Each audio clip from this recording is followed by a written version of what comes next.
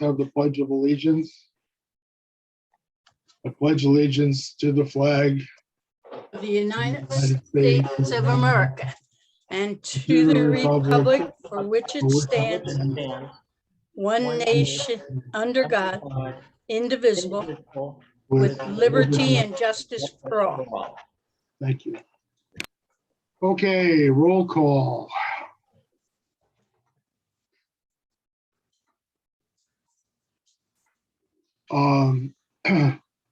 Joseph Camacho, absent. Maisha Cole. Lorraine Humes.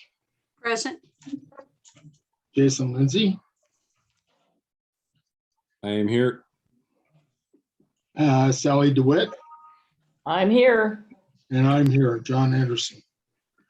So we have we have 6 members presently on the committee and 4 present, so we have a quorum. Okay, I want to make some comments before we start. At present, I am the only officer of the CBOC, and with Guadalupe terming out, I'd like a volunteer to act as chairperson until we have elections in December. You mean vice chairperson? Yeah, vice chair, I'm sorry.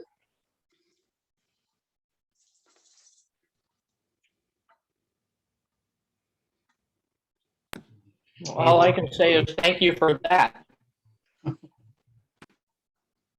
Are you volunteering? Sally? Negative. No, I was saying thank you for volunteering, John. Well, I'm the chair. We don't have a vice chair. Yeah. Come January, John, you'll be leaving, right? Kind of looks that way.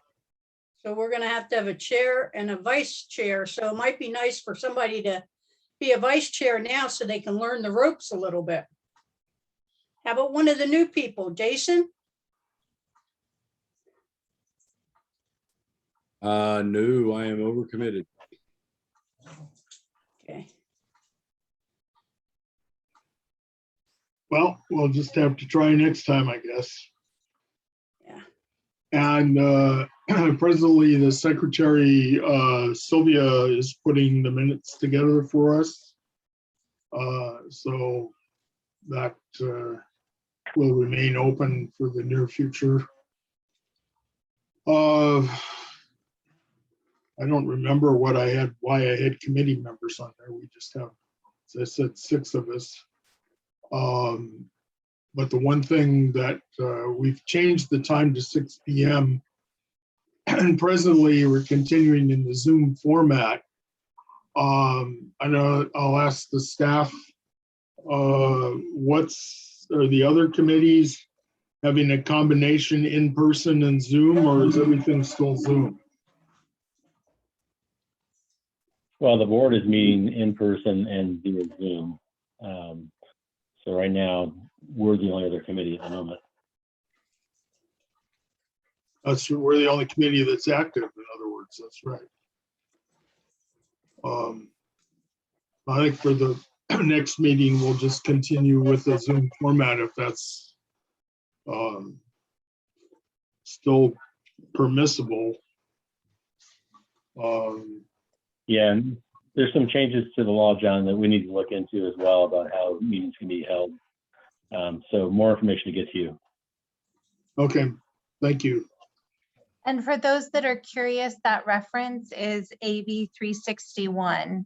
So we're looking to get some more clarity and guidance, but for those who wanted to read it on their own.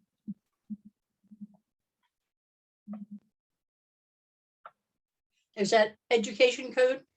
Assembly Bill 361, Okay. which is creating some exemptions to the Brown Act virtual meeting requirements during the state of emergency. And so there's some new requirements after September 30th. And so it kind of sets forth a process.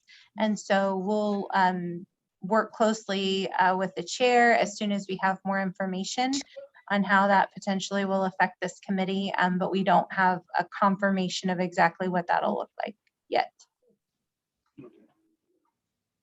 The next item is approval of agenda.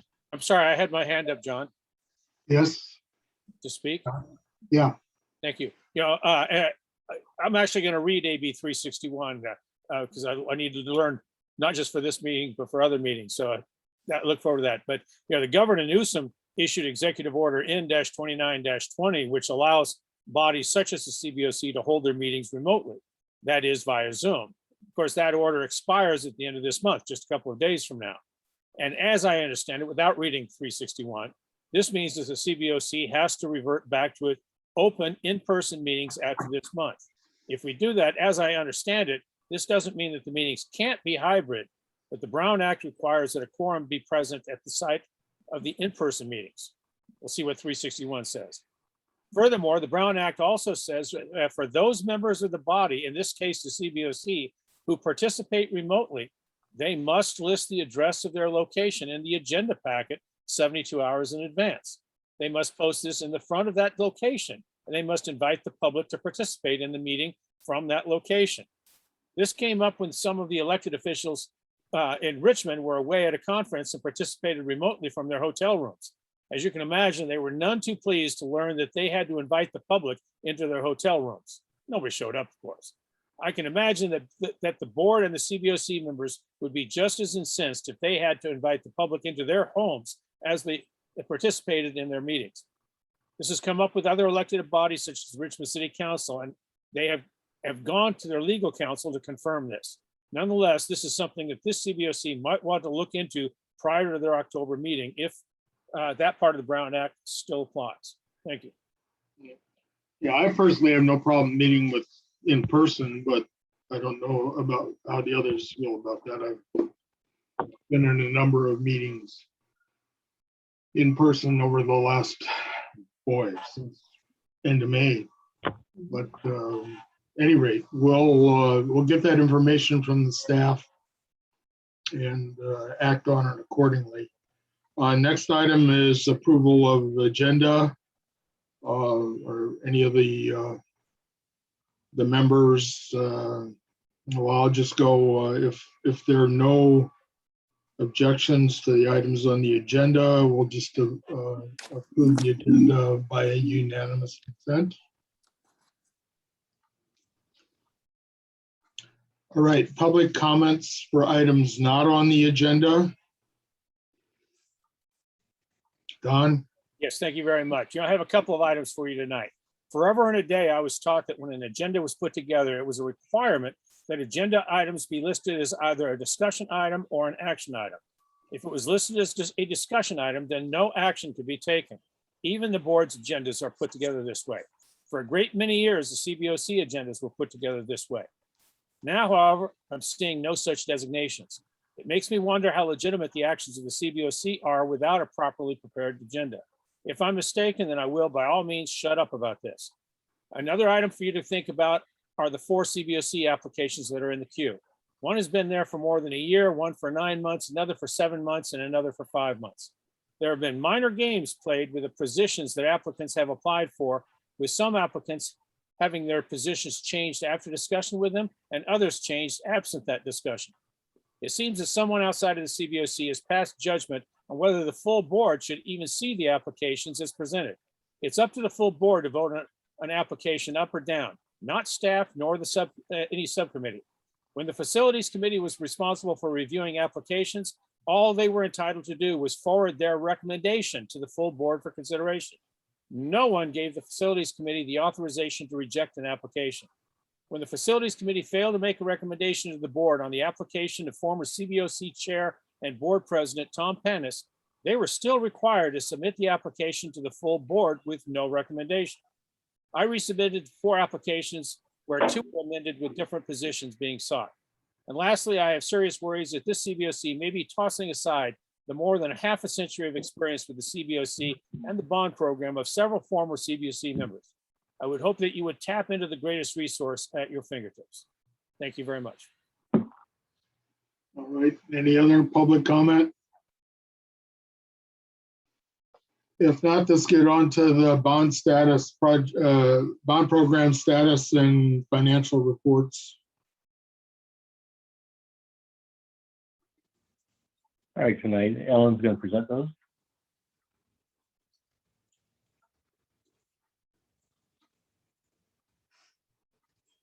Sorry, unmuting.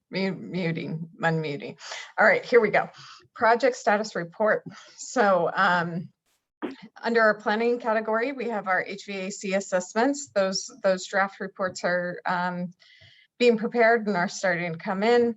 For Kennedy and Richmond High School, we are starting the site-specific master planning process. We had a RFQP process for architects that is closely coming to a close, and we hope to have the contracts ready for the October 6th board meeting. So that's super exciting. I cannot wait to start that project. Cameron and Collins are both in their design development phases and moving along. We're waiting on some feedback from PG&E on services to make sure that we have the correct final design. Hercules Middle High School, we had some great meetings the last week with the science staff as well as our design committee on that site, reviewing the schematic design drawings and getting the architect all queued up for design development. So that's coming along. Shannon, we are looking at some alternative building designs to see if that's a better approach so that we can get more square footage for our budget. So more to come on that once those get finalized. Riverside, we have now the contract in place to be able to do the site improvements of reestablishing playgrounds after the soil project. So that one's starting to come along. And Korematsu Fall Protection, we did get a response from the vendor that's going back to DSA. So we're crossing our fingers that potentially this is going to be the one that holds. No promises, but we're really got good, send your good vibes over to DSA. Procurement, E-rate 24, of course, is still waiting for funding. On our design build front, Lake, I'm so excited about Lake. We have had a community meeting. We're in touch frequently with Mr. Bonner. We're looking at our kindergarten complex in light of the changes to TK that was announced by the state. So all sorts of things happening there. We have a little bit more on that in our presentation. We have a preview of schematic design deliverable just to keep you guys up to date on that project. And the Riverside soil stabilizations moving right along. We made the connection to the sewer for our trash enclosure so that it can have a drain to the sanitary sewer line out in the street, which was kind of was a little bit nervous about that because there's a lot of utilities in that street, and we made it and we connected in and life is good. So we're moving along. And for construction, we have our Canal Valley Fields Restoration, which has quite a few different activities that have been happening, especially at the upper plateau and down below. So we'll cover those in the photos in a little bit. All right, so Lake Elementary School, doing that full rebuild, just to make sure you guys were all aware, because we've missed a couple months here. So I wasn't totally sure if everybody realized that we do have our design build team on board. It is Alton Construction along with QKA Architects. They have a whole host of trade partners and consultants supporting that team, but they are our design build team that will be moving forward. Are we stopping partway through? Are we going through the whole presentation, John, before we're doing questions? I'm a little bit confused on. I would rather go through your presentation on each of the elements, because you're going to have this, you're going to have Lake, and then you're going to go into Riverside afterwards, I assume. Yes. Let's stop after you get through your presentation. Yeah, any questions after you get through your presentation? Thank you for the clarification. But So, we had questions on the previous presentation, Lorraine and I. well, this is still all one package or one presentation. We haven't left yet, right? Or not? That's okay. We'll do it at the end. Okay. So for schematic design, we do have a look and feel board of what they're going for the exterior design. They're looking at being inspired by nature, and you'll find a butterfly kind of repeating itself throughout the design as a basis point. And so it's going to have more of a natural feel with the materials being inspired by nature, as well as having similar patterns. This is a 3D conceptual design looking from the bird's eye view. You can see we've marked the little heart in the middle so you can always orient yourself on whichever plans we're looking at. This has similar elements that we had in the bridging documents. So we have our NPR and our Kinder coming around the back. 11th and 12th Street is out front, connecting into office library space. They have these yellow bridge elements or canopies that are going to provide kind of a moment before you go into all of your major entrances. So we have one in the kindergarten wing, one for the NPR that's referred to as the heart. The front door has another. We have front porches in front of the two main classroom buildings. As I said before, we are still developing the Kinder TK area because of additional TK being soon to be offered in the coming years. So that area is getting reworked, but besides that, this design is mostly holding true as we go further into development. Next slide. So this is just a rendering of the front door space. You can see that it's really pushing hard for the warm welcoming at the central point entry. This will be a single point entry once the gates are closed in the morning so that you can go through the office space and the office can greet you before going through the main campus. The part adjacent to that is also our community room library areas that has a prominent face to the community. Next slide. This is what we were referring to before as the heart. So the building that you see back behind you is the NPR space. There's similar to Michelle Obama, there's going to be roll-up doors to be able to have an indoor-outdoor dining with this full cover space. And what we're looking from is the library table area. So there's able to be interaction between your two main event spaces. Kinder will also flank this space. However, it's going to look slightly different as we move forward with the design. Next slide. So this is the overall conceptual site plan as the landscape and civil begin to be developed. We, of course, have our heart in the middle. On the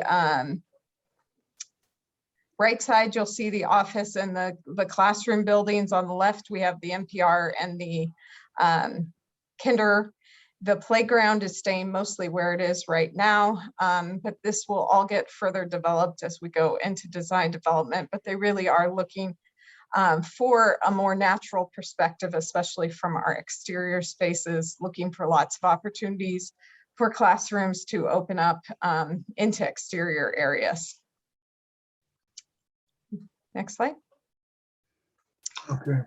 So, You want to take questions now for Lakeside? sure. Don?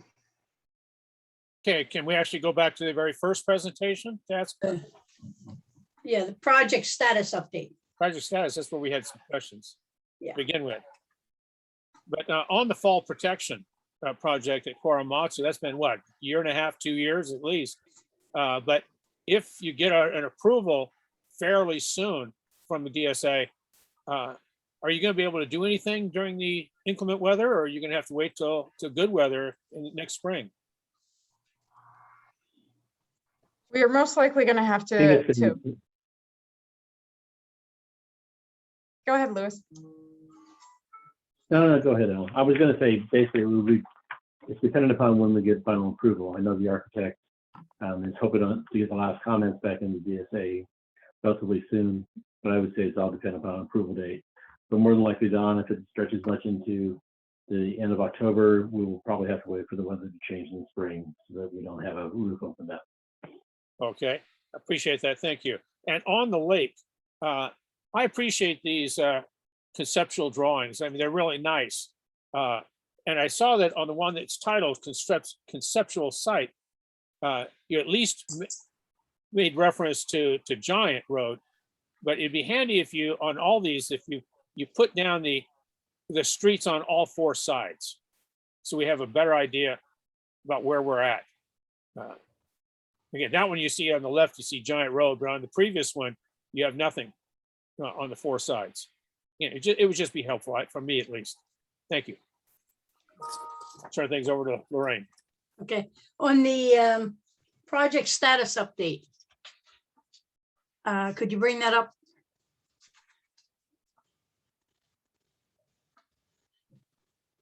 I noticed in the last month's that Lake was in procurement and it said under it BOE 8421. Now it's in design. Was the procurement to get a designer?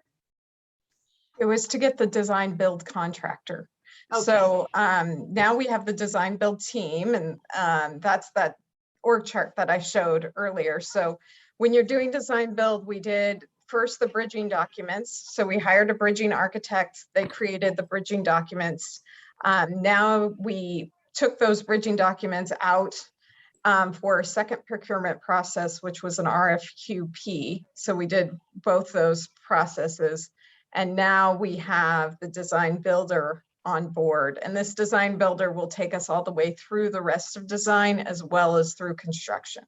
Oh, good, good, okay. Yeah, so that was our last procurement process for the main rebuild. There might be ancillary ones as far as like buying furniture and maybe technology, but this is our main people who are going to get us all the way through this project. Good. And on the Riverside, is it the elementary school? I just have a suggestion with your butterfly theme. Maybe you could plant some milkweed because that attracts butterflies. Right. Yeah. And Yeah. that's really Lake that's going with the butterfly theme. But, Okay, yeah. that is they are doing different types of garden spaces. So we're still in the development phase of what that really wants to be. We're having a meeting, I think it's next Wednesday, about outdoor spaces with the site. So that's a good suggestion. I'll bring it Yeah. forward. That's all I have. Any more? I think Jason has his hand up. Yes, thank you. Could you, on Komatsu, could you elaborate on what fall protection is? Is that guardrails and handrails? Yes, it's guardrails around the roof edge where we have a green roof. Okay, and then on the Lake campus, is that are the buildings themselves proposed wood or structural steel design? We're still defining that. So we're still in schematic design. So they are working, we're still in negotiations or discussion, I should say, about trying to understand where our shear walls are needed and where they can be not needed. So we are working on how much it can be a wood structure versus a steel structure. I suppose a lot of that would depend on the soils testing. And we've done a preliminary soil, so they have that information and we'll be able to use that as part of their evaluation. Thank you. Thank you. All right, we good for Riverside? All right, let's rock and roll. So we did have, and so this goes back a while. So you'll notice at the top, we have months identified so that we can keep it all in line, right? So back in July, we had the big concrete mixers out there with the water tank, and we were doing the main portion of the soil stabilization process. Next slide. So you'll see on the left the actual auger that they used, and that thing is massive. I'm kind of sad that I didn't get a picture of it with the person next to it, because that top blade there is taller than I am. So it's big. Wow. And so on the right, you'll see they started with a hole that was 5 foot about deep. And then this is with the, so as they turn, they also add a grout mixture in. And so it causes the, obviously the dirt in there to expand. So that's how you're getting this mound of dirt that's around the machine on the right. And you'll also see on that pole, there's a little thing that says 35. That's 35 feet. So you can see how deep this thing went in. This was just about when they were turning around and going all the way down. So that's 35 feet down to the bottom of the auger. So you can see that it's obviously not 35 feet out of the soil there. So most of the columns that we put in were 25 to 28 feet deep. So next slide. And here's the video. I don't know if it's gonna play in the, but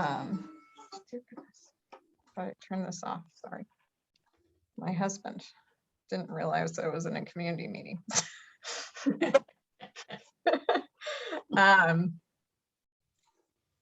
Oh, how sad, they won't play.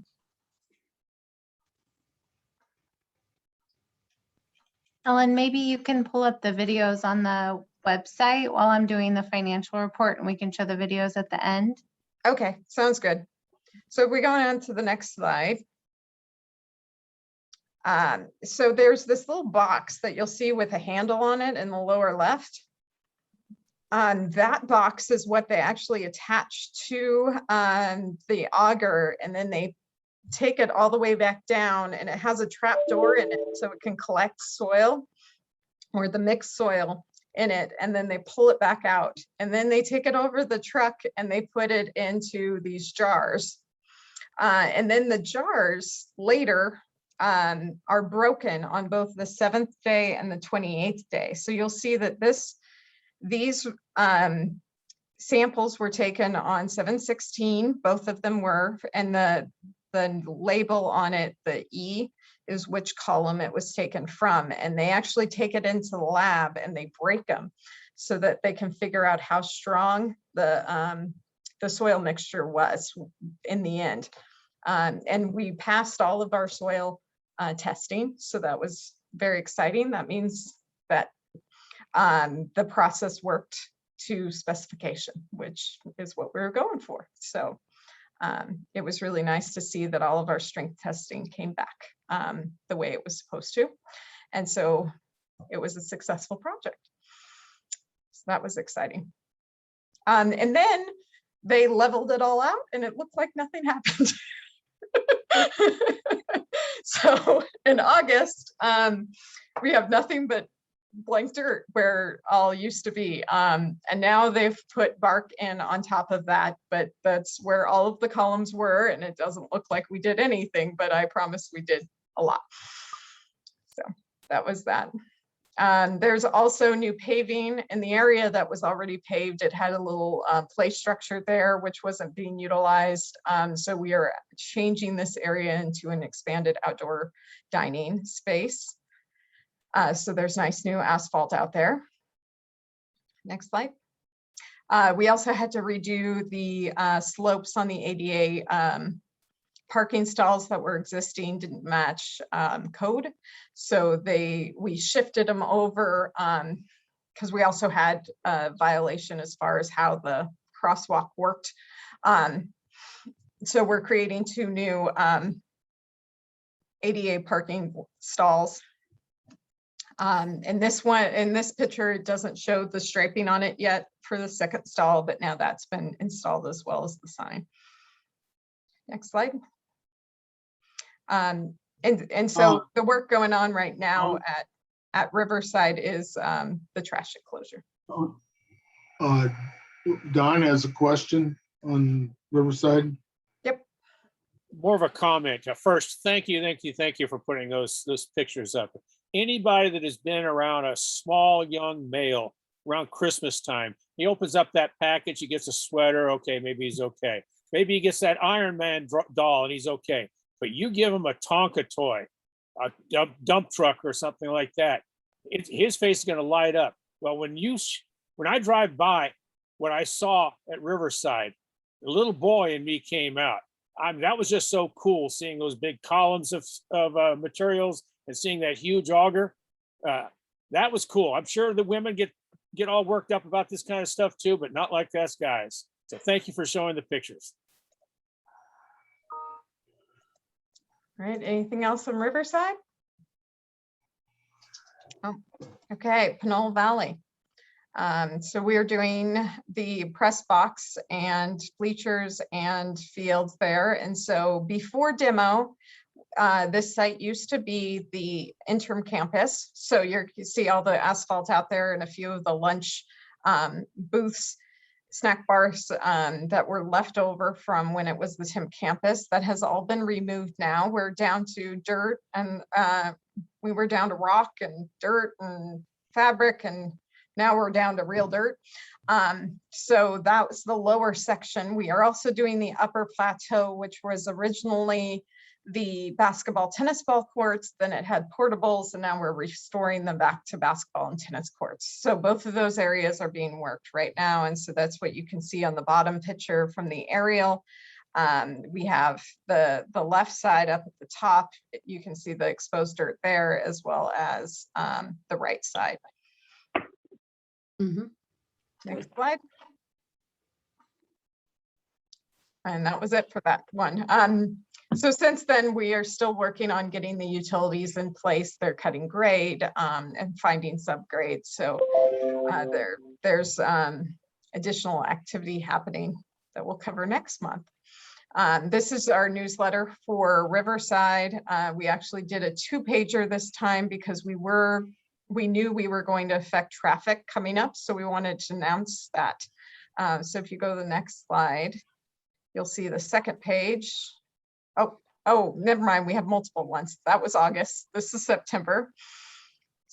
We have the additional page that also identified our logistics plan that showed that we were going into the street. We've finished the street work now. We are still affecting the parking lot to some extent, but we're trying to keep that as minimal as possible. The last yellow section there, which is the concrete slab, that has actually been completed and now is open for students to be able to utilize. But we wanted to let everybody know in September what areas would be affected, since we now have school in session. Mm-hmm. Next one, then we have Canal Valley. Since this was our first construction newsletter, we went ahead and put the rendering in so that everybody kind of knew what our end goal was. So next month that won't be there, but we just wanted to make sure everybody was aware of what the complete project was supposed to be. Next slide. And that's the end of the construction portion. Any additional questions? No. I have a quick question, just piggybacking off of Ellen's presentation. I'm curious if any of our CBOCers received the newsletter via email. Did you guys get an email from Ask Facilities? I don't remember getting one. Okay, so we are testing. An email went out, and so anybody that wants to sign up can email Ask Facilities. There may have been an issue because we did one email with everybody on it, so we're going to keep tinkering. But if you do receive the newsletter and it's not too much to ask, you could just reply back to us and let us know that you got it, that would be amazing. We want to make sure that we continue to get these out. Ellen is posting on social media, but we want to make sure that we get these out, and so that people are receiving them in the comfort of just their email box. And people have the ability to sign up to receive newsletters just for one project or for all of the projects. And so for CBOCers, we put you guys down for all projects. So we will check into that tomorrow, but I'm a little disappointed to hear you didn't get them, because I know I saw the email go out. So we'll keep working on it, I Maisha promise. says she did. We also added the board members to it. So it went through to Maisha. Okay, And I thought we also I know we also added board members. So yeah. if that's not happening, we will double check. What is the address occurred. that it's coming out on? You know, so I might not have recognized it. Yeah, ask facilities at WCCUSD. Oh, okay. Don? That's my neighborhood, and I've signed up for those newsletters numerous times. I signed up for the Wilson Obama ones numerous times. I've signed up for the Richmond High School ones numerous times, because those are all in my community. And I've never received anything on that. And I know I'm not on the CBOC, but just a member of the community. I have signed up numerous times. Also, I don't know if you saw in the chat, but Trustee Holt was asking if she could be included on there. And then when you said that you had already included the board members, she says she's going to double and triple check to see if she received anything, but it sounds like she may not have. So Dawn, if I could ask a favor, if you could send an email to Ask Facilities, we've set up a new process. All right. And it would be a great test to see if it's working independent of us jumping into the process. So if you could send an email, that would be a great way that we could continue to check our process so we can make sure that our implementation is working. I will do that. You say it's Ask Facilities at WCCUSD? .net. Yep. Okay. I'll do it right now. And we will definitely do some double checking tomorrow, but that would be great. We really appreciate it. Okay. So jumping into our financial reports, as you watch kind of Ellen's presentation on the projects, you can take a look at how our projects are doing in terms of their budget. So as you'll recall with our financial reports, the first report that you see is the entire program. And so this is going to give you all of the bond program, essentially going back to fiscal year 0. And so I really like to sometimes focus just on the green version, which is our budget status report, and provide some additional information. And so this really just captures the 2016 facility master plan projects and forward with some more information so you can see kind of the status of them. So for example, we heard from Ellen today that the Lake Campus replacement project is getting going. And so you'll see as those contracts start to hit, as well as we heard about Riverside, which is here. And so we can see our soil stabilization as construction's gone through, those payments have also gone through. Moving along to our report 13, which is just a really great way to kind of understand all of the different pieces of our report. I want to spend a little bit of time today talking about note 4, which is really about our state facility grants. And so as we've shared, we've really aggressively sought additional state funds to leverage our local bond dollars. And part of the requirement of that is you have to go through an audit process for all of your applications. So there were applications that the district received approval for back in 2017, and we're undergoing those audits right now. So we are actually currently under audit for 3 different state facility program grants for Perry's, Gompers, and Coronado. All of those audits are due in October. We are working with the auditor, Christy White, who does the independent third-party audit along with OPSC. So far, all good things. We're finishing up our expenditures for Perry's, and so those are under review now. And so we hope to bring a positive update, not only back to the CBOC, but also to our board, that we've completed successful audits on all 3 of those applications. We have another application, our Helms application, which is due for a completed audit in December. So we continue to work through those to ensure that we've met all of the requirements of the grant program and for funds that we've essentially already received. And so I did want to bring an update on that. We're also working on the final submittal of our CTE. Those grants were approved, but there's a series of paperwork that needs to be submitted back to the state before April so that we can actually receive those funds. And so we're working on all 5 of those applications right now as well. This is our financial impact analysis report, which really just gives you that snapshot of what's happened in the last month. One of the major things to report since we've been together, we have closed the books. And so you can see there are some accruals that are still showing up in the impact analysis. There was about $300,000 of accruals. And then the burn rate was 1.1 million in August. You can also see that as part of the close, the 4th quarter LAIF interest was booked, as well as the pooled interest earnings.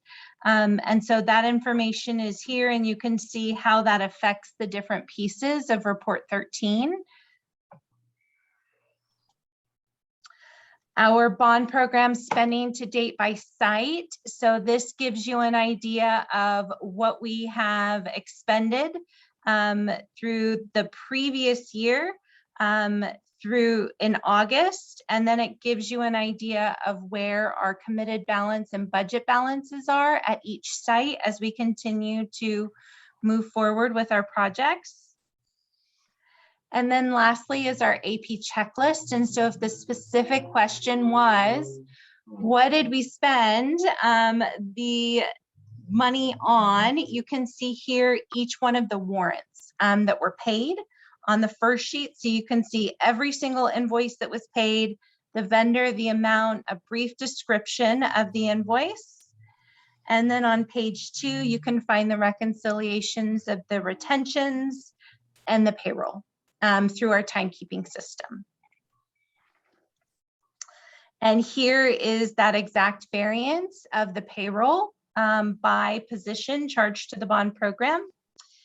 And while I'm on that page, I'll just give one more brief update. And so we are working on a small update to our bond program management plan. Part of our commitment is to ensure that it is up to date and that it's a living document that really reflects what we're doing. And so a couple of things since it was adopted in June. We have a couple of our forms that are by fiscal year. So when our new fiscal year started in July, we have our new fiscal year 2022 form, which is going to be replaced. We have some updates to our org chart. And so that's also going to be updated. And we have a procedure for negative change orders, which we're also going to add. So we'll be issuing a Friday memo, hopefully this week. And then we will be updating the bond program management plan just with some of those changes. And so on our website, we'll be identifying kind of all of the updates as they come along. It's just part of our real commitment to make sure that that is a living document and it really reflects the work that we do every day and how we do our work. And so that concludes my presentation. I don't know if there are any questions. And then I also have the videos up. So if we want to share those, I can do that. Yes, please. All right. So this is at the beginning of the process. So like I said, we had this hole that was already 5 feet deep. And so since it hasn't started yet, you'll see that same orange line that I talked about that was 35 feet. That's way up here. And so if we turn this on, you can see the beginnings of it as it just starts. You can see that 35 feet going around. The second orange line's at 30. And then you can see here, the 35 and 30 have moved down quite a ways, and we have quite a bit of the soil and grout bubbling up because we've added so much mixture to the ground soil, the native soil. So then in this, you'll see the little bubbles of stuff and that's why I said it was kind of like a volcanic mud pit, if you've ever had the pleasure of seeing that, but without the smell. So it was super fun. And we're very excited that now we have more stabilized soil on the edge of our campus. Ellen, you said you were going to put bark on top of it. Are you going to do any planting or anything? That's For the rainy season? So you don't get mud. Well, we took down quite a few eucalyptus trees which had multiple problems with them. So the bark from the eucalyptus trees has been spread over this area. The further development of this space will happen with that secondary Riverside contract that that I talked about that was just in design. Right. Okay. So Ellen, this is a real technical question. Yes. What strength did they have to meet at 28 days? Ooh, that is a real technical. I don't know off the top of my head, but I could look it up. It's probably shouldn't be any more than about 400 or 500 psi, if that. Yeah, I don't know what they were testing to. All I know for sure that we had a third party, Alan Kropp was our geotech that oversaw this, and they confirmed the testing results met the specifications, but I didn't memorize the correct strength that we were looking for. So, but I can email that to you if you'd like. Okay, I don't really, I just was curious. A lot of times they overshoot by quite a bit. Yeah, we were well over spec. I do know that was the which comment. isn't a problem in your case, but other places it can't be. So, all right, thanks. Okay, so we're finished with the district presentations, and now we'll get into the annual report update by Lorraine. Yeah. John and I met, and we've both been very busy, so we really haven't had a chance to work on it. But our new plan is that we want to hand it out at the next month, October 11th meeting, get it back with comments on the 29th, and then vote on it November 8th. We just have to finish one section and just get it together and tidy it up. That's the part we are at now. So it's going to take a lot longer than we had hoped, but it's hard when you only have two people on the committee and they're very busy.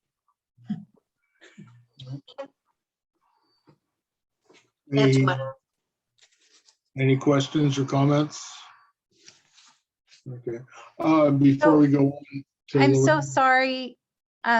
I skipped two quick things that are in the agenda. I apologize. It's just been a long day. Can I give two really quick updates? Okay, fine. So Ms. Sylvia sent out an email confirming the registration for the Cboc. So the email said that you should be getting more details via email. And so I also just wanted to reach out on that and make sure that you guys did receive that email. And if there's anything else that you need, be sure to let us know. Mm-hmm.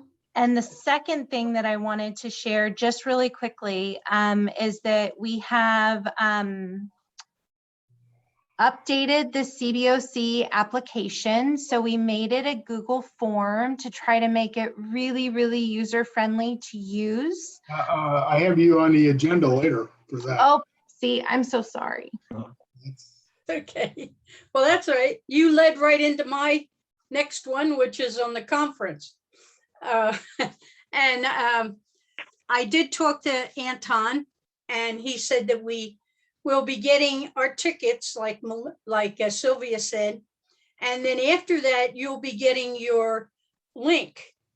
and you'll also get a reminder. And so far we have Joseph, Jason, Sally and I are scheduled for it, and Trustee Smith Folds. And now we can have 10 people on that ticket. So if some of the staff would like to go, or I suggested to Sylvia to send it to the new board members to see if they'd like to do it. It's going to, we have the, I don't know if that's it or not, but we have the second page on there. And at the conference, it's going to start at 8:15 for signing in. This is the second page. We don't have the first one in our agenda packet. But that's okay. We're going to start at 8:10 with, and then they're going to have a lecture by Moss Adams on how to do a performance audit. Then we have two panels. We have panel A is in the morning, and it will, Sally is on that panel.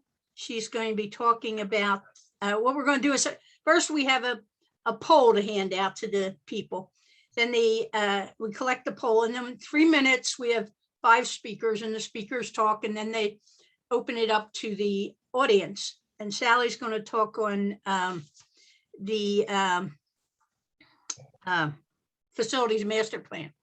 Then in the afternoon, we're going to have, I'm going to be talking on website, and Anton's going to be talking on performance audits, and Mac Moore, who Jason might not know him, but he was on the CBOC before, and he is Leslie's wife, or Leslie's husband, excuse me. And he's going to talk about financial audits. So then we will talk 3 minutes each on that.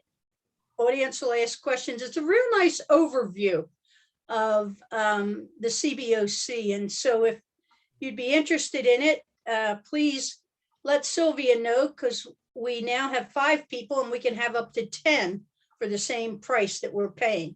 So let her know if you'd like to attend. That's all I have for that. Any questions? Okay, before we move on, the next item will be, we'll get back to what Melissa started on the application, but I also like to acknowledge Maisha joined us sometime shortly after we started the facilities presentations. Good. Welcome her. Okay, Melissa.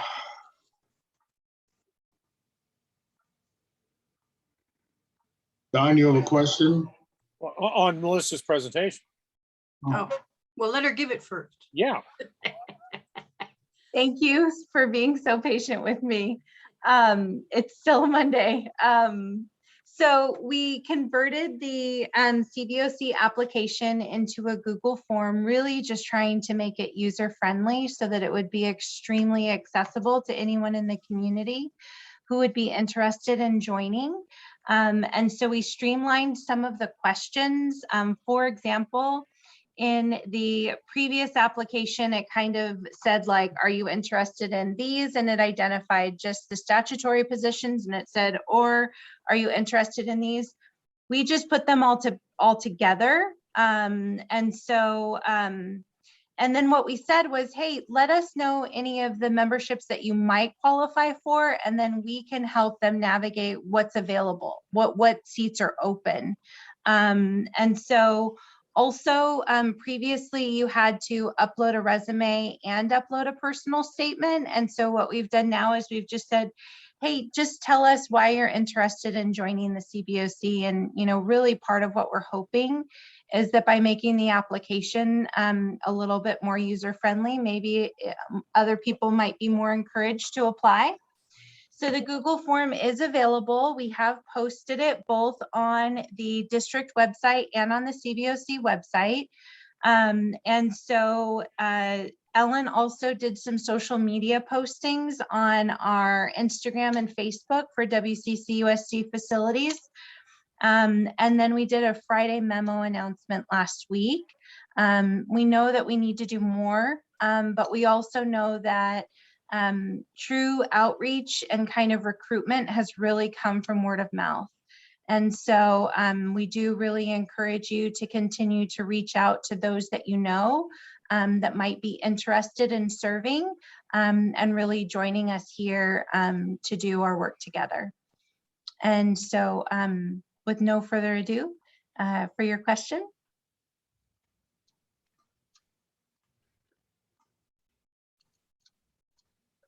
I have a question, just some comments. I didn't notice, I was looking at it from the 27th agenda packet. And I didn't see any place where you told them where to submit the application. And I know before we used to have them submitted to, I think it was the facilities and also the Cboc, which I think was a good thing because it's not just one person that knows somebody applied for the job. I'd like to see something, I'd like to suggest having something like that. Secondly, in the on your questionnaires, you mentioned like underneath the contractor, you had a disclosure statement that if you work for the district, you cannot apply, but I didn't see anything under the elected official. And maybe you should also have one under that. And I do like the idea of a resume only because you know where they work. So you know if they were an accountant, you know, they may not say that in just a general letter, but it tells you their professional background and how they might be able to help the committee. And then finally, I think your outreach could be a little more proactive. Like you were saying, you still have more places to advertise. I suggest sending it to the city councils, especially since we want somebody like, say, from San Pablo, send it to the city council so they can advertise it. And I think that you have a general email for all the PTAs. Maybe send it to that, because the PTA people are the people that are interested in the school, and they may know people from there. They're the comments I have. So all great ideas, and I do want to try to answer the questions. So when you do a Google form, when you get to the end, you just click submit. And so then it sends that information. And so Sylvia would receive it and she would share all of that information with the CBOC chair. One of the things that's nice about a Google form is you just log on and then you fill out. So you would just answer the questions and provide the personal statement and hit submit. So previously you would need to like send an email and then upload your resume and upload your personal statement. And I know that that's something that a lot of people are comfortable with. We were just trying to see if by having a simplified form, maybe it just made it a little bit easier. The personal statement does ask them, please provide a personal statement explaining why you want to serve on the CBOC and what special areas of expertise or experience you think would be helpful to the committee. So I think the question itself really asks about the experience that they'd be bringing to the committee.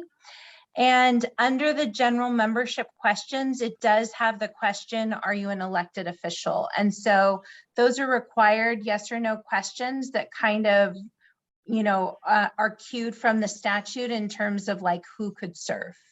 Yeah, it was just that you had it underneath the two of them, the contractors and an employee, you have a disclosure statement, but you don't underneath the elected official, which should also have a. Oh, I understand. So to put in parentheses, then you would. Yeah, the statement. Okay, Yeah. Absolutely. We will make that change. Thank you. Good.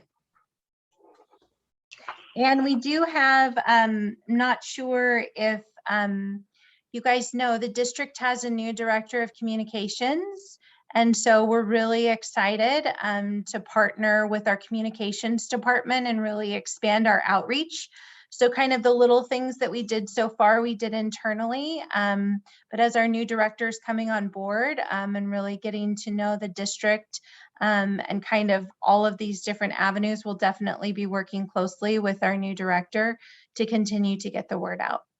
Oh, one other thing I just thought of is there any way that you have in your process different timelines? Now, I know that some of the people who have applied recently, they never hear anything unless they're going to have an appointment to talk. And they never heard if they didn't get it, if they, so I think maybe there should be some mechanism so that after a week or something, you send them saying, we've received your thing, set up an appointment or whatever, so that they're kept in the loop. Because if you wait too long, they're going to lose interest and we'll never get them. Okay. That's it. Thank you. Dawn? Thank you. I have some concerns with some of what I'm seeing. First, with the outreach, what I'm seeing relies on the public to even know that there is a bond oversight committee. Otherwise, how would they know to seek out the application buried in the bowels of the district's website? I'm sounding like a broken record, but when it comes to outreach to the community, there seems to be a lot of holes. The two online sites via Facebook and Instagram are not on the district sites, nor are they on the CBOC sites. They're on the facilities sites. I've only been with the bond program since 1998, 23 years now, and this is the first that I'm learning about either of these. How many people know that the Friday memo even exists or where to find it? It's not like it jumps out at you. There are two online newspapers here in Richmond that have offered numerous times to post public notices for the district, but the silence has been deafening. I can think of at least a half dozen Facebook sites where the number of viewers would be 100 times more than what I'm seeing here. There are 2 patch newspapers in West County. There are dozens of next door sites. None of these are mentioned here. Dr. Hurst is setting up a meeting between myself and our new communications director so I can point out some of the communications holes and offer suggestions for plugging the holes. As for the application, why is this even being brought before the CBOC when staff has already approved it and put it on the website? It's a done deal. Where's the resume? I think the resume is an important part of the process that just would not be covered in the why do you want to serve kind of thing. Board policy requires that these applications go to the superintendent or a representative and the CBOC chair. With this new form, how will this be accomplished? On the old form, there were email addresses to the online form where the applicant could send it to the CBOC chair and the proper staff person. Earlier this year, when it was in the hands of staff to forward an application from Consuelo Laura to the CBOC chair, it was never sent. And when she rescinded her application, that message was never sent either. And now it's 100% in the hands of staff to keep the CBOC in the loop, just like it was before they put the new application on the website. So I just hope that it gets revisited a little bit. Thank you. Any more questions or comments? Tom, Hannes? Thank you very much. Good evening, Chair Anderson, members of the committee and staff. A couple of thoughts on the new application. When I click on the application that's is noted to be the quick link on the district website, I get the message as Blackboard, username and password, sign in. So that's not what I was expecting to happen. And 2, maybe I missed it during the conversation. It's not clear to me, like if someone there's several people who have previously submitted applications, would we need to resubmit through the new Google form? Thank you. Both excellent questions. So to the first one, we will troubleshoot that. That's not something that we saw, but it sounds like I'm gonna be asking my mother-in-law to try to do some logging on so I can see what she sees and not what I see. So I do apologize for that. This did just go up last week. And so we will troubleshoot that and get an answer back right away. And then no, you do not need to reapply.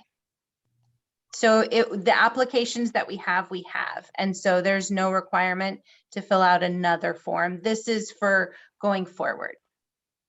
Mm-hmm. Good. And thank you for pointing that out. We can only do better if we know to do better. And so I do Yeah. really, really appreciate the comments. And really, that's why we brought it forward. We were working together with Mr. Anderson on, that we wanted to do this and, what our thoughts were and what some of our strategies were. But really, this feedback is the only way that we do better. And so we really, really appreciate all of it. Melissa, Mhm.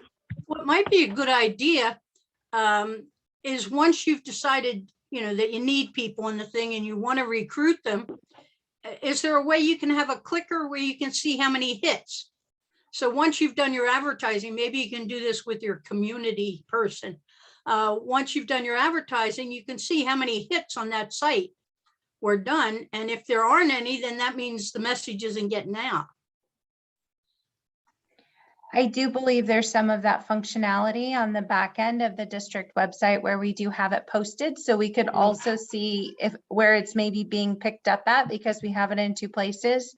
So absolutely, I think evaluating our data is really important to making sure that we're being successful in what we're trying to do. Good luck.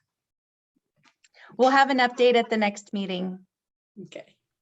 Yeah, thanks, Melissa. This happened a lot faster than I thought it would when we talked about it. Was probably about maybe 3 weeks ago. But anyway, I look at it as a work in progress. Which brings us to the next subject. Is Lewis still on the call? Yes, he's on Hey, John, the phone. Next topic is the policy revision and an ad hoc committee of the CBOC to work with Lewis and his staff to get a draft of policy 7214.2 for the CBOC. And at this point, we haven't set up a meeting yet, but right now the plan is that Sally and I will work with the staff, produce a draft, from our perspective, most likely working with the November 2019 draft that went through the governance committee as one of the starting points, and move forward and get something out there for consideration by the board and the public. You want to comment further, Lewis? No, I just want to add that, yes, we are excited about trying to work with the CBOC and work on the policy so we can mutually come up with an agreeable policy that we can take forward to the board and get that underway. So I did get your information about Sally and yourself want to be on the committee. I've talked to Melissa. We're looking for some dates on the calendar, so we hope to get that out to you this week. Some options so we can get our first meeting scheduled, so we can sit down and start to work out some of the finer details.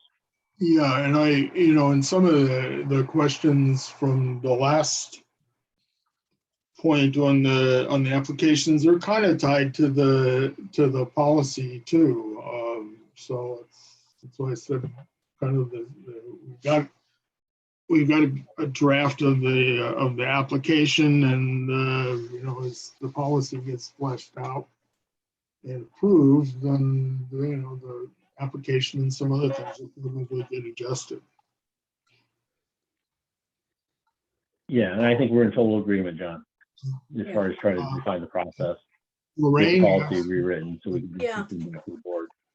I was just wondering, John and Lewis, will the public be able to do a written comment on this? In other words, are you going to take it to the board, they're going to vote on it and that's it? Or will the public be able to give a written comment on the policy? Because it does say all stakeholders, and the public is a stakeholder in this. But certainly, I think the ad hoc committee would bring it back to the CBOC so they could look at what was drafted and And that would be a time for the public to comment, Mhm. as well as when it goes to the board, there's always comment there as well. And all policy revisions typically are first reading and then adoption. Okay. So you have a second reading. There's typically a first reading and then there's an adoption. So there's Okay, a that'll chapter be the, community too. yeah, that's good. So the community has input. That's good.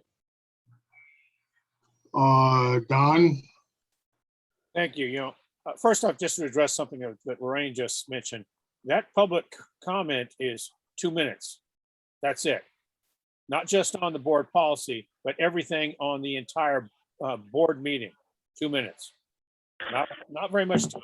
But, I've reached out to you all with my concerns about this version of the board policy, the timing and the process for drafting an amended version. I'm going to repeat myself that this is the wrong time to be addressing these amendments. You do not have a favorable board at this time. Plus, you need to do some serious lobbying of the individual board members and the new superintendent before this ever comes near them. What kind of relationships do you all have with those shot callers? I've been cultivating a relationship with each of them for a great long time, to the point where, for the most part, they'll listen to me, especially when it comes to the bond program. The last facilities meeting, Board President Phillips made it clear that he would only speak about this with the CBOC chair. He essentially said that even though he had 3 persons with more than a combined half-century of experience with the bond program and the CBOC, they would not have a seat at the table. And from what I'm hearing from some of you, this may be the position of the CBOC as well. Whatever version of the board policy you think you're working with, and this is a version put together by staff, it still needs to be tweaked. Some tweaks are minor, while others are more significant. My recommendation is not to rush this, even before you sit down with this ad hoc committee, the one where the public will be excluded.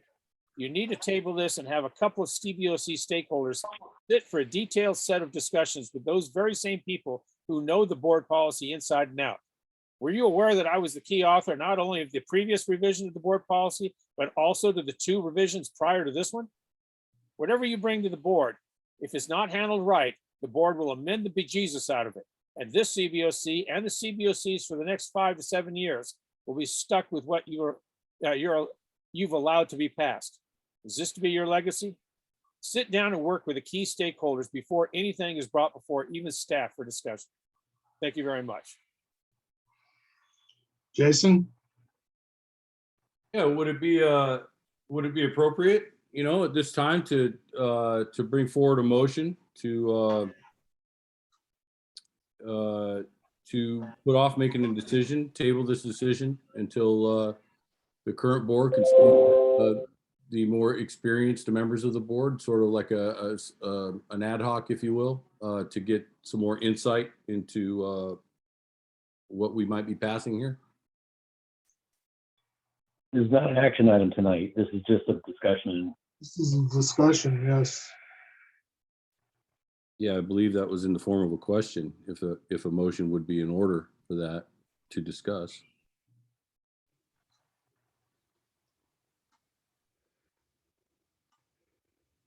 Are you Tom? saying you just want I think more that this is- information about it, Jason? About what's going on? Yeah. Yeah. And so the way I see it, and I'm repeating what Lewis said, is that, we get a draft and that will be passed through us for discussion here as well. The important thing is to get something moving on this, because everything is tied to that board policy. And so the longer we wait, it just goes and goes and goes, and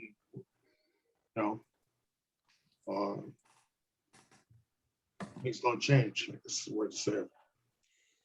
Tom? Thank you, Chair Anderson, and good evening again to everyone. I'd like to thank you for saying you're going to start with the 2019 updated policy. I think that's the place to start. And I'd like to make the clear point that for the about 2 years that the governance committee spent working on this policy, every meeting, every conversation, every decision about what's going to be in or out was made at a public meeting. There wasn't negotiations going, I'm sure there's plenty of negotiations going on, but there was nothing happening where people could not see it. And I am hoping that that same process will happen here with your ad hoc committee, that those meetings will be open to the public and they can hear all the conversations and what are we changing from the November 2019 meeting. And also like to say, like, it is so important that the CBOC be completely independent. That's what the voters voted for. And I think it's really important that, like, there's a lot of things I like in the 2019 policy. I mean, I worked on it, right? But the independence of the CBOC is the most important thing here. Thank you.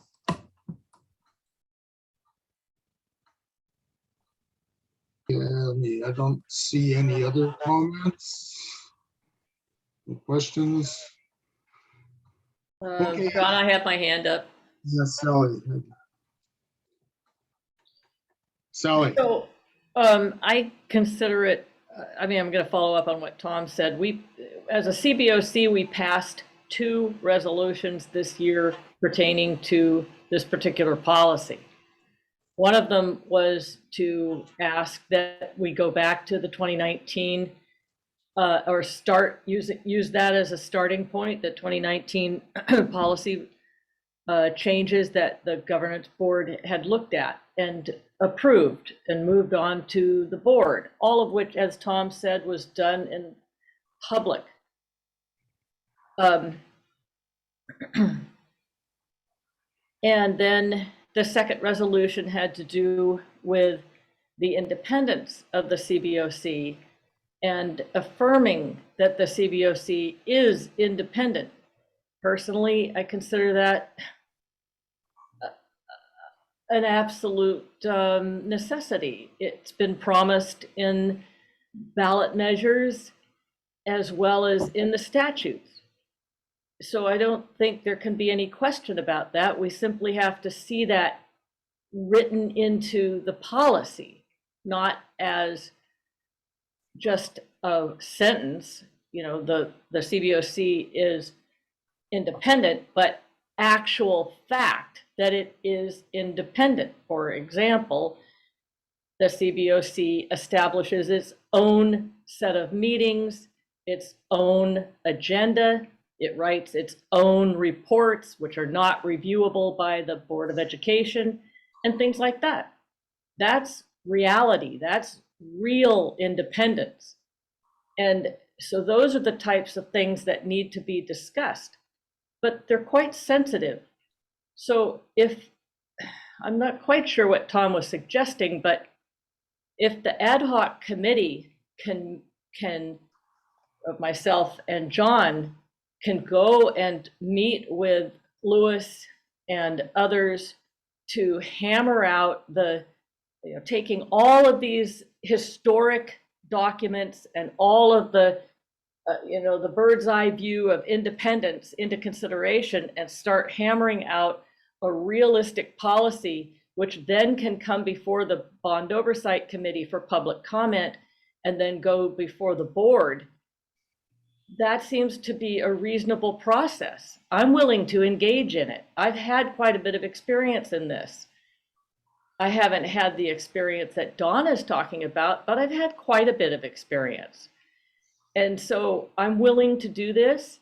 I am not willing to do it if it means I think I would say a process that is contentious from the get-go. It needs to be productive from the get-go. And that means some of it has to go on behind the scenes so that we can then bring something reasonable forward. And if you're willing to trust John and I to go ahead and do that, well, then let's go. The next thing you'll see is a policy that you can consider at a Bond Oversight Committee, preferably the next one.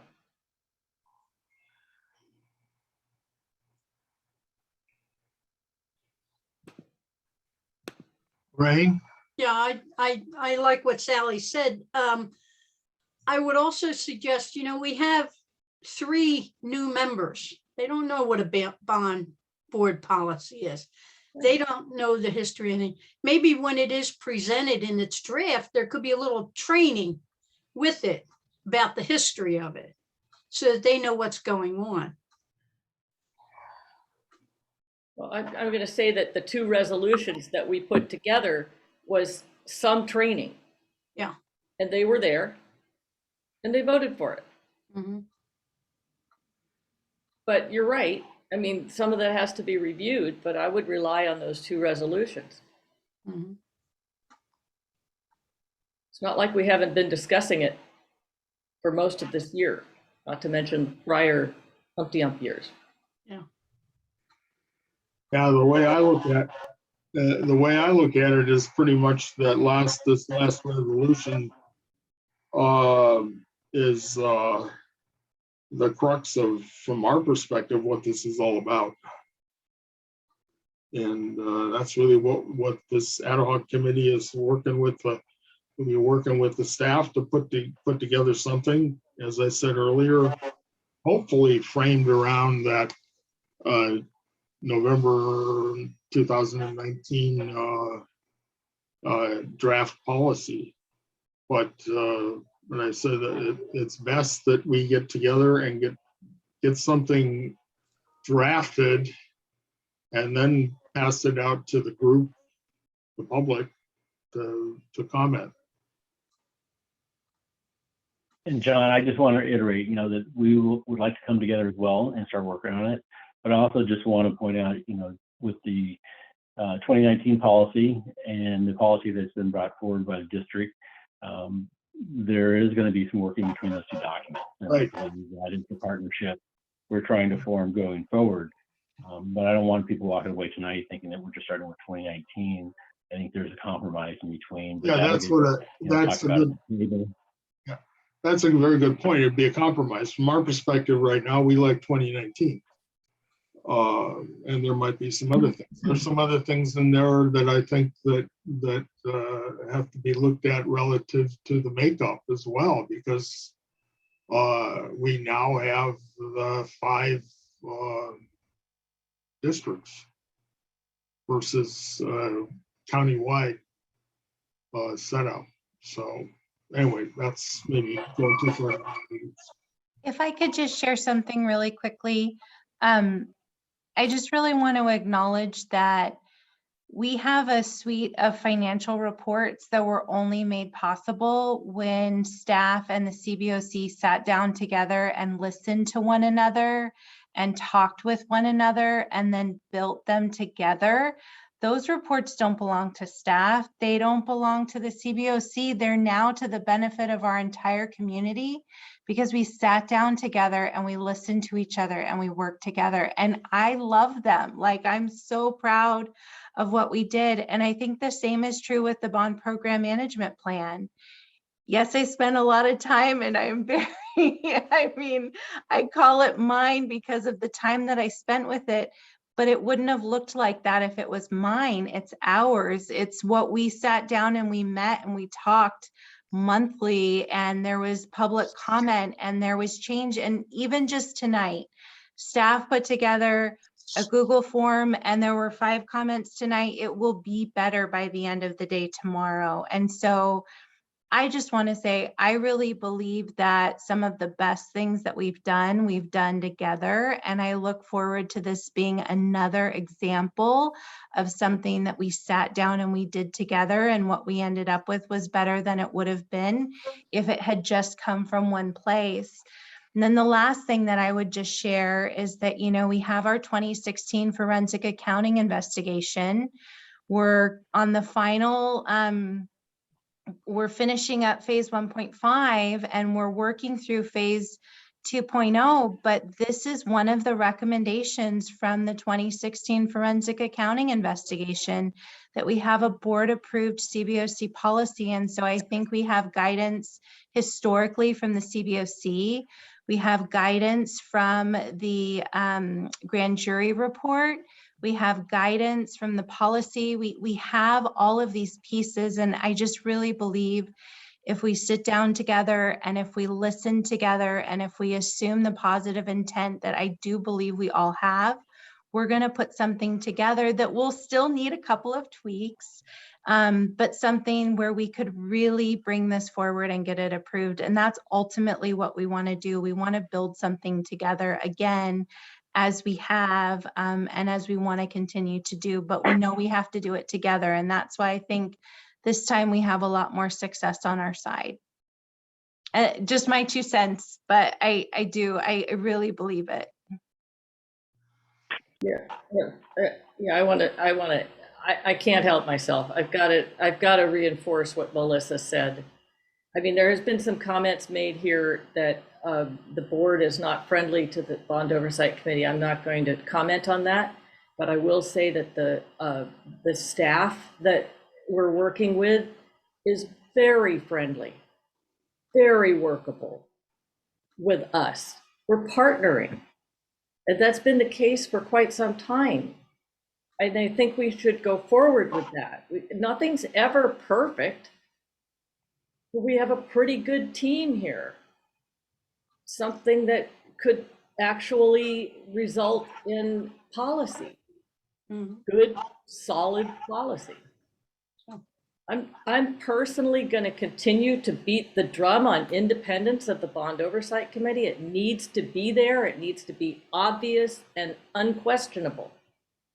But that said, I think there's room for negotiation, if you will, on a number of factors, and we could take a look at that.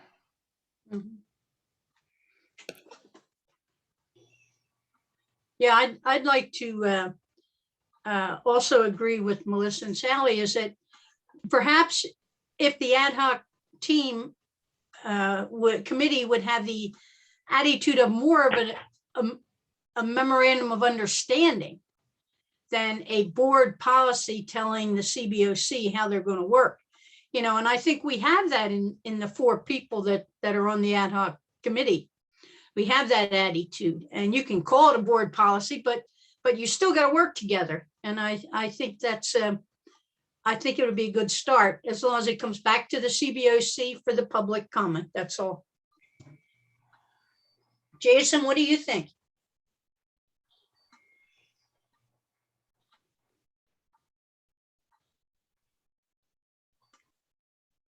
No comment? I don't know what to think. I need to read those resolutions, I think. Yeah. I didn't hear that last comment. I need to read those resolutions, I think. Yeah.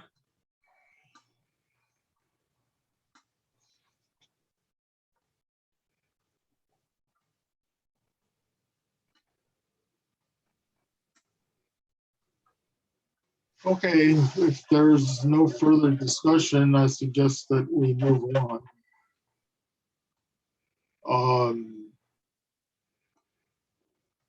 The next item is just a brief Chair Brockwell, chairperson's report. This actually goes back. We didn't have a quorum, so we didn't meet back in August, and so these are hangovers from that. But it is just the documentation of the formal transmittal of resolution 21-2, and then there was a follow-up letter relative to the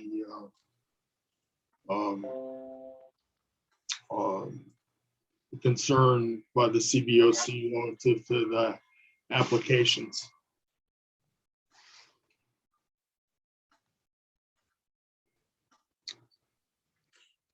So any comments or questions? John, the resolutions in our packet tonight, it mentions in there about a grand jury meeting. Could you maybe send out to the people again? I know you sent it out once, the grand jury recommendations. Okay, the grand jury, what I'll do is, I'll resend, 21-1 and 21-2. Because I believe if I remember, the grand jury report may have been with 21-1, but otherwise I'll just get all the backup associated with those two. Great. And when you send it out, could you explain that it's in preparation for looking at the ad hoc committee's draft? Yeah, It's really a refresher, the way you're suggesting it. It's sort of a refresher on the issues behind both of those resolutions. right. Thank you. The next item. John, Yes, ma'am. I No? think that, yeah, Lorraine, you were asking about those grand jury recommendations, but those are the part of the promises made to everybody, voters, general public, everybody, having to do with independence of the Bond Oversight Committee, Yeah, it was mentioned on the not the resolution. board policy. Yeah, You know, I mean, that plays, that's sort of an umbrella issue for independence. okay. But you want to work that into the board policy. Oh, definitely, absolutely. Those are very solid recommendations which can be used as guidance. Yeah. I'm just trying to get as much background material together, you know. Yeah, that makes sense. That does. Yeah. I just emailed out the grand jury report, the whole thing, so that you'd have context to it. Good. Recommendations themselves are fine, but it's helpful to be able to look back and see this is why they've got this recommendation. Yeah, there are two parts to that, Don. There's also the part of the continuity report, which is the district's responses.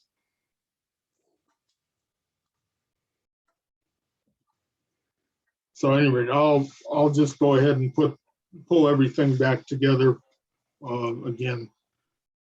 All right, the last item that I have was these outstanding minutes. The first one, there was some question about the February minutes that have got removed from a consent agenda, and the one comment is that the body of the notes, which would be, or the minutes, which would be on in the second page, needed to jibe with the table at the end. And the response to that is that if you look at the last sentence in the minutes, it says the WCCUSD staff will provide a written response to CBOC for all the 14 questions attached to the end of the minutes. So what's in the minutes is what we had at the time of the meeting. The commitment from the staff was to respond to to revise those in response. So the responses may not agree or will not agree with what's in the body of the minutes, because we were discussing that document at that time. Any questions? So what I'm going to do is put this on the agenda to vote on this for the next meeting. Mm-hmm.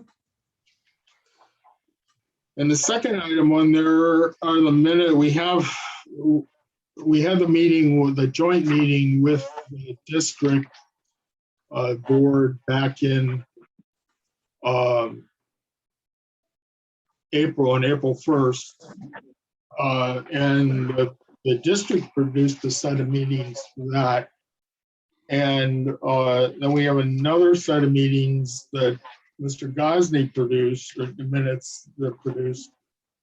And in my view, I really see no need for the second set of minutes, because the board minutes pretty much outline everything that was addressed in that meeting.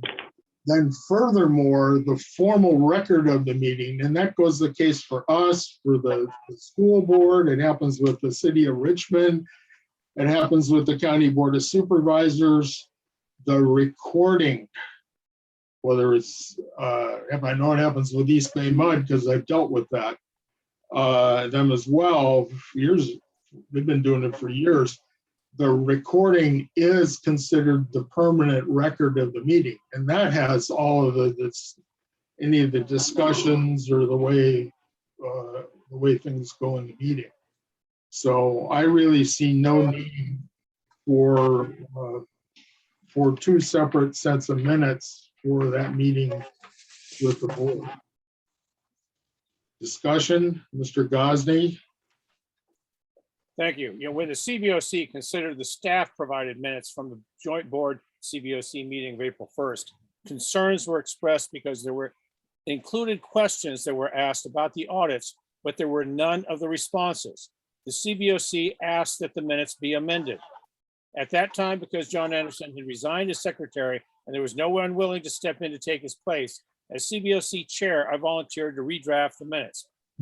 As I used what the original author provided as the foundation and then added the responses to the questions. I listened carefully to the tapes numerous times before drafting the minutes for the CBOC's consideration.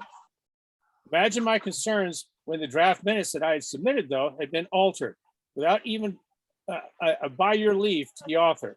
As a result, I had to go over the two versions line by line, word by word, to learn what the changes had been made, where the changes had been made. As it turns out, the only changes I found were in the title block. This still begs the question, though, who made these changes? Why did they make them? And why was I, the author, not consulted? As a general rule, the only people that can amend a set of minutes is the body, and this has to be done after public discussion and vote. I've sent inquiries several times about this and have received no responses. With regards to the issue of should we accept the staff provided minutes or the one that with the information that the CBOC actually asked for, I believe that since I wrote the other one, and I agree with it, if you've got questions, you should have responses in the minutes. You don't want people to have to say, well, I need to go sit through a 2-hour video or recording to see if there was answers to it. You include it in the minutes because that's what people are going to be looking at, the minutes themselves on there. There's no reason not to include those in there. And by the way, year after year after year, the CBOC has had their own minutes of those meetings and not accepted the staff minutes as if they were written by the finger of God. We are trying to be independent and provide our own minutes. We are dealing with the issues that we feel are important to the CBOC. Obviously, since I'm the author of it, I'm suggesting that you approve the minutes that were submitted by me. By the way, as it turns out, the only change to the minutes that were put in the draft pack, the packet, as opposed to the ones I submitted, was they removed a few things from the title block. But it still begs the question, who did it and why did they do it? And why didn't they check with the author before doing it? Thank you. I have no idea how the title block changed. So I haven't an answer for that. My proposal in the next meeting is I really have a problem with two sets of minutes that don't agree, don't include the same information. So for this particular one, I can compromise and we accept both. That's what I'm going to propose in a resolution for action item for the next meeting. May I respond to that, John? Go ahead.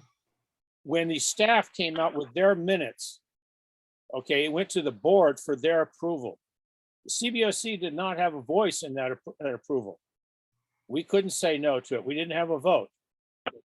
So if it was completely backwards, it did not reflect what happened, and the board still approved it. I mean, are we supposed to accept that as being an actual set of minutes for our meeting? I don't think so. So anyway, you know my position. All right.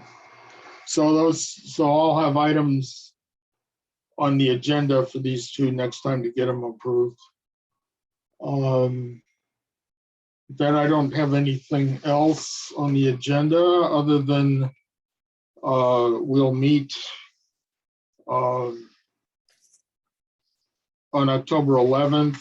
And I think I talked to Lorraine earlier today about maybe pushing that back, but I think we need to go back to our original date. And then we also need to deal with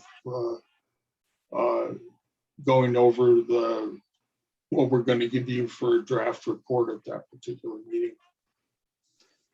So with that, I thank you all. And John, hang on just a second. The school is out. That's Columbus Day and there is no school that day. Is staff here?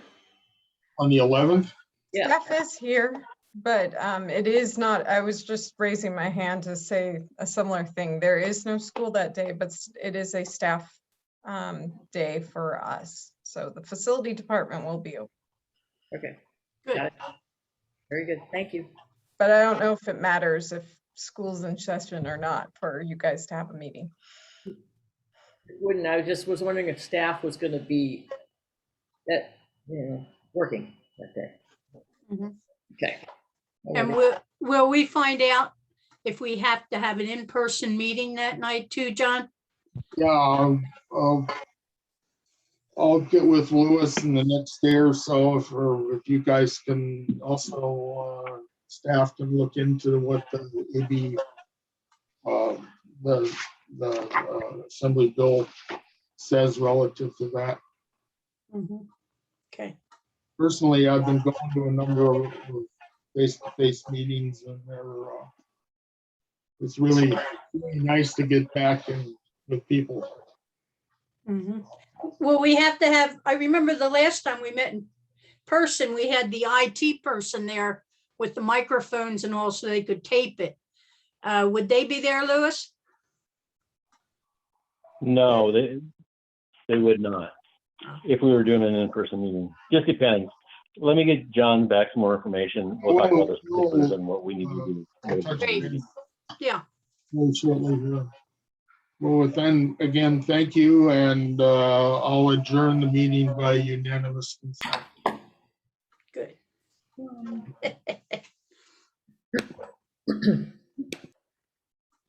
Enjoy.